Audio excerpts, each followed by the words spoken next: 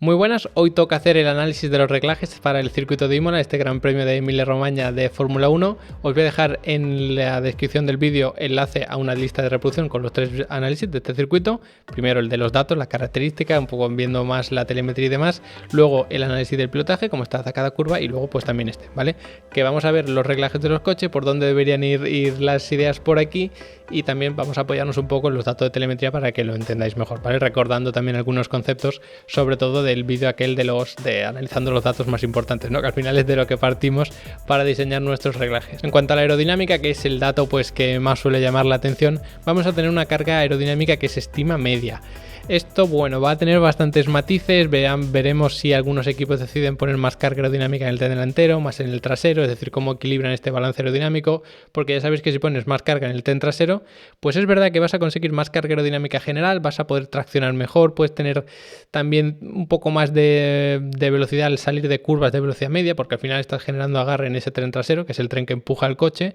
pero por otra parte quizá te sea más complicado entrar en curvas. Y aquí tenemos puntos muy delicados, ya lo vimos el otro día, por ejemplo, la frenada de la curva 12, que es cuesta abajo y luego tienes que ir cuesta arriba, la frenada de la curva 17 a lo mejor también, que es la última frenada. Bueno, son puntos en los que si el coche te subirá bastante en estas curvas de velocidad media, pues vas a tener problemas importantes. Y digo que te subirá porque si tú cargas mucho el coche de atrás respecto a lo que lo has cargado de delante, el coche es verdad que tiene más carga aerodinámica, puede generar más agarre, pero sobre todo los neumáticos traseros, no en los delanteros, y por lo tanto el coche le puede costar más entrar en curva. Por otra parte, tendremos,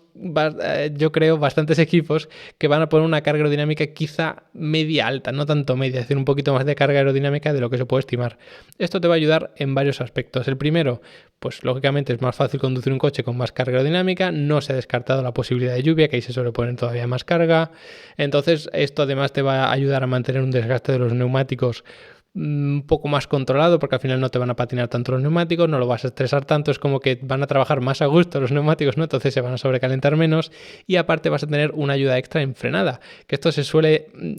obviar, ¿no? Porque al final la carga aerodinámica, pues siempre pensamos en trazar las curvas lo más rápido posible porque tenemos más agarre en los neumáticos, todo esto, pero hay que pensar que cuando tú generas carga aerodinámica, tú no pones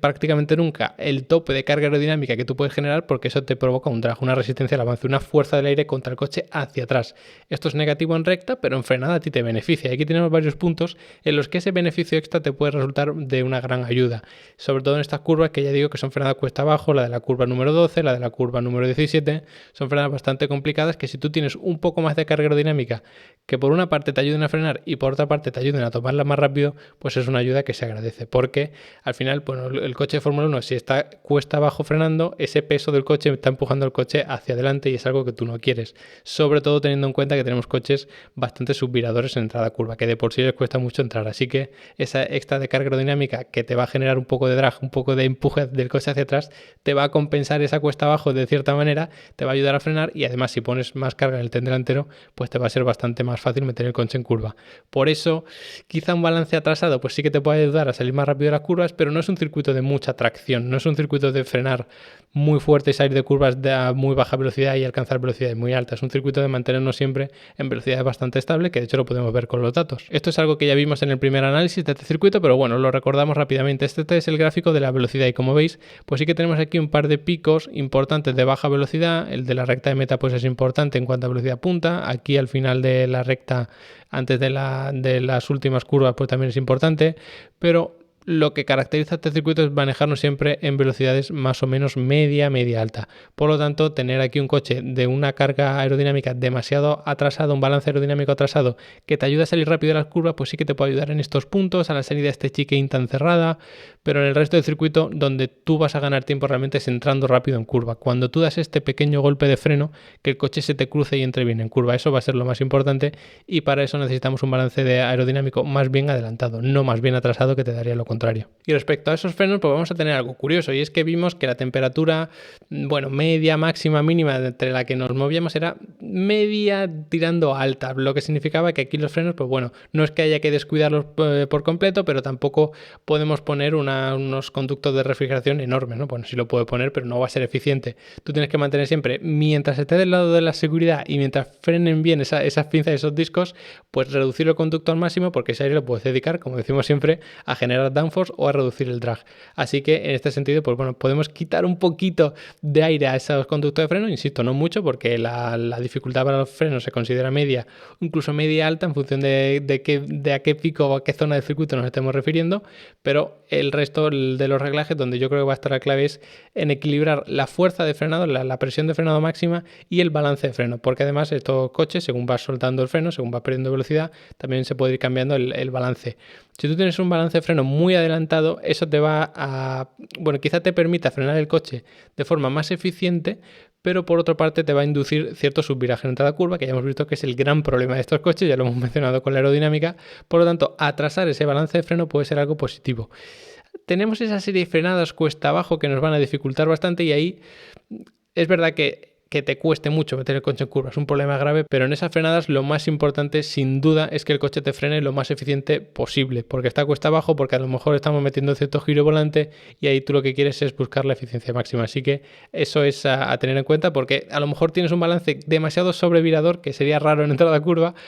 o a lo mejor demasiado subvirador que te cuesta más, pero eso quizás sea mejor compensarlo con la aerodinámica, poniendo un poco más de carga en el tren delantero, con el tema de las suspensiones, porque si tienes un balance de freno con el que tú estás cómodo, pero frenas muy poco, o el coche no frena de forma eficiente, entonces vas a perder también bastante tiempo. Y esto es algo con lo que también tienen que acostumbrarse los pilotos. Si hay un piloto que está muy cómodo, pues puede adaptarse mejor a esto, y si un piloto está incómodo, pues a lo mejor tiene que perder tiempo para estar más cómodo, pues por este tipo de cosas, ¿no? Porque al final tiene unos reglajes que le sirven para estar cómodo, pero que no son los más rápidos. Así que quizá entre pilotos también veamos diferencia de reglajes. Y esto de los frenos, pues también lo podemos ver aquí, ¿no? Ya vimos que esta primera frenada era muy fuerte, esta última también era bastante fuerte, porque había que mantener el freno bastante tiempo pisado para para reducir la velocidad y no llegar a bloquear sin pisar al 100% durante muchos metros. Luego esta antes de la chicane también era bastante fuerte, y el resto era pegar un golpe de freno y meter el coche en curva. Si tú aquí tienes un balance de freno muy adelantado, vas a tener un problema bastante serio, porque el coche no te va a entrar en curva. Tú en estos puntos en los que es un golpe de freno, reducir algunas marchas, por ejemplo aquí reducimos 2, aquí sí que reducimos bastantes más, aquí reducimos otros 2, aquí reducimos 4,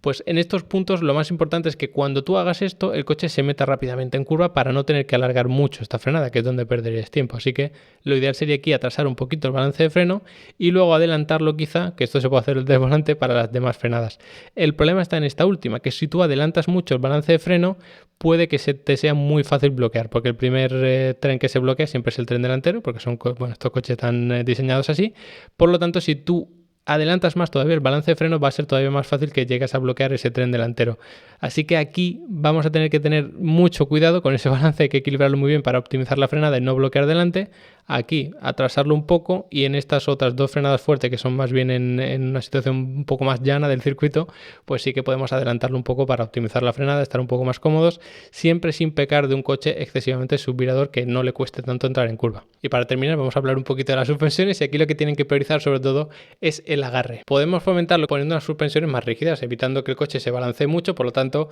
los alerones, el suelo, todo esto va a ir siempre lo más horizontal posible, no se va a inclinar hacia un lado ni hacia otro con ese famoso balanceo, y por lo tanto vamos a tener más eficiencia aerodinámica, por lo tanto más agarre aerodinámico. Pero si tú tienes un problema de generación de carga aerodinámica, incluso tienes ese famoso problema muy grave del porpoising, que aquí tenemos zonas bastante bachadas, puede ser un problema, porque además tenemos bastante carga aerodinámica y una zona de recta muy larga, como es la recta de meta, así que también es un cóctel bastante bueno para la aparición del porpoising. Quizá tengas que recurrir a otra solución, y sea poner unas suspensiones un poco más altas y un poco más blandas, que si la pones más blanda, lógicamente también se puede producir ese famoso porpoising, pero si tú tienes una suspensión un poco más alta para absorber los baches, y además que trabajen con un poquito menos de rigidez, que estos Fórmula 1 siempre tienen una rigidez tremenda, pues puedes absorber un poquito más los baches, o un poco mejor dicho, y de esta manera conseguir un agarre mecánico, ¿no?, que se llama a través de las suspensiones.